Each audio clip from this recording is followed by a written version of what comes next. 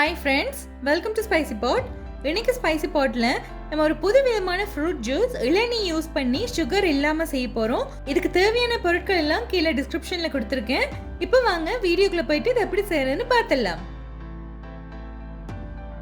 இப்போ முதல்ல நம்ம 2 இளநீல இருந்து இந்த இளநீ தண்ணியை மட்டும் தனியாக எடுத்து வச்சிடலாம், வடிகட்டி வச்சிடலாம். 2 இல்லைன்னா 3 இளநீ நம்ம யூஸ் பண்ணிக்கலாம். பெருசாக இருக்கிறதுனால இன்னைக்கு நான் 2 யூஸ் பண்ணுறேன். இப்போ இந்த மேலே இருக்க தூசி எல்லாத்தையும் எடுத்துட்டு இந்த இளநீ தண்ணியை எடுத்து தனியாக வச்சிடலாம். இதை யூஸ் பண்ணி தான் நம்ம இன்னைக்கு ஜூஸ் செய்ய போகிறோம். ஃபர்ஸ்ட் நம்ம கிரேப் ஜூஸ் செய்கிறதுக்காக 1 கப் அளவுக்கு கருப்பு திராட்சை எடுத்திருக்கேன், கொட்டை இல்லாத திராட்சை. அடுத்து 1 டேபிள் ஸ்பூன் அளவுக்கு தேன் சேர்த்துக்கிறேன் இனிப்புக்காக. அது கூட 3/4 கப் அளவுக்கு நம்ம எடுத்து வச்சு இளநீ தண்ணி சேர்த்துடலாம். இப்போ நல்லா மூடி போட்டு நல்லா ஸ்மூத் ஆகிற வரைக்கும் அரைச்சு எடுத்துடலாம்.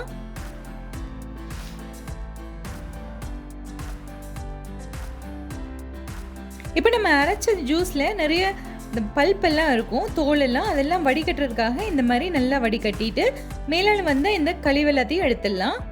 இப்போ ஒரு கிளாஸில் நல்ல டேஸ்டியான இளநீர் கிரேப் ஜூஸை சர்வ் பண்ணிடலாம். உங்களுக்கு வேணும்னா ஐஸ் கியூப் போட்டு சர்வ் பண்ணிங்கன்னா ரொம்ப நல்லாயிருக்கும். இப்போ அடுத்து நம்ம வாட்டர்மெலன் இளநீ ஜூஸ் செய்கிறதுக்காக 1 கப் அளவுக்கு வாட்டர்மெலன் துண்டுகள் எடுத்திருக்கேன். இது எல்லாத்தையுமே இந்த மிக்ஸி ஜாரில் சேர்த்துடலாம். இதில் 3/4 கப் அளவுக்கு இளநீ தண்ணி சேர்த்துறேன். ஒரு 1/2 இன்ச் அளவுக்கு இஞ்சியும் ஒரு 4 புதினா இலையும் சேர்த்துடலாம். லெமன் ஜூஸ் ஒரு 1/2 டீஸ்பூன் சேர்த்துடலாம், இது நல்ல டேஸ்ட் கொடுக்கும்.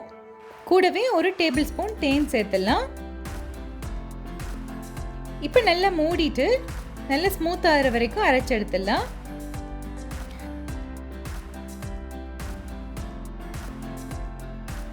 இப்போ அரைச்சதில் இருக்கிற கொட்டை எல்லாத்தையும் ரிமூவ் பண்ணுறதுக்காக ஃபில்டர் பண்ணிடலாம். பாருங்கள், இந்த சக்கையை நம்ம டிஸ்கார்ட் பண்ணிவிட்டு அடியில் இருக்கிற இந்த ஜூஸை நல்லா ஒரு கிளாஸில் சூப்பராக சர்வ் பண்ணிடலாம். வாட்டர்மெலன் இளநீ ஜூஸ் ரெடி ஆகிடுச்சு. சில்லுன்னு ஐஸ் கியூப் போட்டு சர்வ் பண்ணிங்கன்னா நல்லாயிருக்கும். அடுத்து அன்னாசி இளநீ ஜூஸ் செய்கிறதுக்காக 1 கப் அளவுக்கு அன்னாசி பழ துண்டுகளை எடுத்துடலாம். 1/2 டீஸ்பூன் அளவுக்கு லெமன் ஜூஸ் சேர்த்துக்கிறேன். 1 டேபிள் ஸ்பூன் தேன் சேர்த்துடலாம். அடுத்து 3/4 கப் அளவுக்கு இளநீ தண்ணி சேர்த்துக்கிறோம். இப்போ மூடி போட்டுட்டு எல்லாத்தையும் நல்லா அரைச்செடுத்துடலாம்.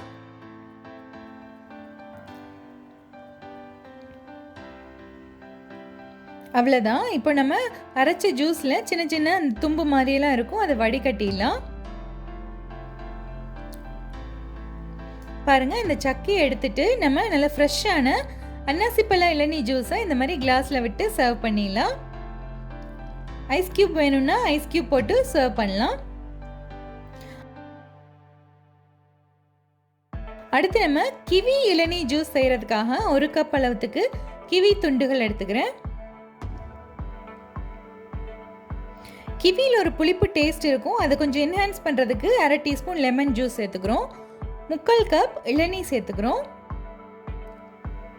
அடுத்து 1 டேபிள் ஸ்பூன் அளவுக்கு தேன் சேர்த்துக்கிறோம். இப்போ எல்லாத்தையுமே நல்லா மூடி போட்டு நல்லா அரைச்செடுத்துடலாம்.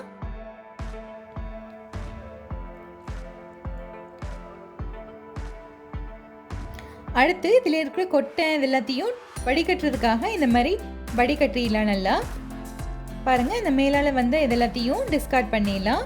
அடுத்து நல்ல ஃப்ரெஷ்ஷான கிவி இளநீ ஜூஸை இந்த மாதிரி ஒரு கிளாஸில் விட்டு ஐஸ் கியூப் போட்டு சர்வ் பண்ணோம்னா ரொம்ப நல்லாயிருக்கும். அடுத்து மாதுளம்பழம் இளநீ ஜூஸ் செய்கிறதுக்காக 1 கப் அளவுக்கு மாதுளம்பழமை அப்படி உரிச்சு வச்சுருக்கோம், அதை சேர்த்துடலாம். ஜாரில் 1 டேபிள் ஸ்பூன் தேன் சேர்த்துடலாம்.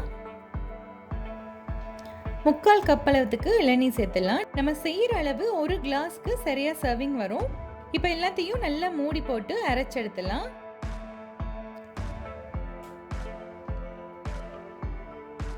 அவ்வளோதான். இப்போ நம்ம அரைச்சதை இந்த கொட்டையெல்லாம் இருக்கும் மாதுளம்பழத்தில் அது கண்டிப்பாக வடிகட்டணும். இந்த மாதிரி நல்லா வடிகட்டிட்டு மேலால் வர்ற இந்த கொட்டை சக்கை எல்லாத்தையும் தூக்கி போட்டுடலாம். அவ்வளோதான், நம்மளோட ஃப்ரெஷ்ஷான மாதுளம்பழம் இளநீ ஜூஸ் ரெடி ஆயிடுச்சு.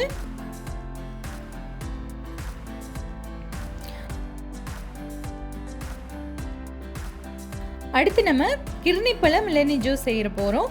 அதுக்கு நான் 1 கப் அளவுக்கு கிர்ணிப்பழ துண்டுகள் எடுத்துக்கிறோம். நல்லா பழுத்ததாக இருந்துச்சுன்னா நல்லாயிருக்கும். 1 டேபிள் ஸ்பூன் அளவுக்கு தேன் சேர்த்துக்கலாம்.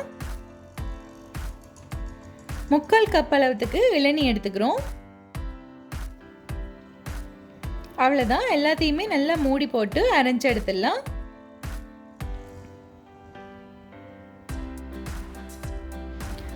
கிர்னி பழத்தில் அவ்வளவா கொட்டை சக்கை எதுவுமே வராது, அதனால இது அப்படியே சர்வ் பண்ணிடலாம். சூப்பராக இருக்கும். இப்போ பாருங்க, ரொம்ப வித்தியாசமான 6 விதமான பழங்களில் இளநீ சேர்த்து அரைச்ச ஜூஸ் ரொம்ப சூப்பராக ரெடி பண்ணியாச்சு. இந்த வெயில் காலத்துக்கு நம்மளோட உடம்பு சூட்டை தணிக்கிறதுக்கு இந்த இளநீயும் ஃப்ரூட்ஸும் எல்லாம் சேர்த்து செய்கிற இந்த ஜூஸ் வந்து ரொம்ப ஹெல்ப்ஃபுல்லாக இருக்கும். நீங்களும் இந்த வித்தியாசமான ஜூஸை உங்கள் வீட்டில் ட்ரை பண்ணி பாருங்கள். இந்த ரெசிபி உங்களுக்கு பிடிச்சிருந்துச்சுன்னா என்னோட சேனலை சப்ஸ்கிரைப் பண்ணுங்கள், மறக்காமல் கமெண்ட் பண்ணுங்கள், அப்படியே உங்கள் ஃப்ரெண்ட்ஸ் அண்ட் ஃபேமிலி கூட ஷேர் பண்ணுங்கள். நன்றி.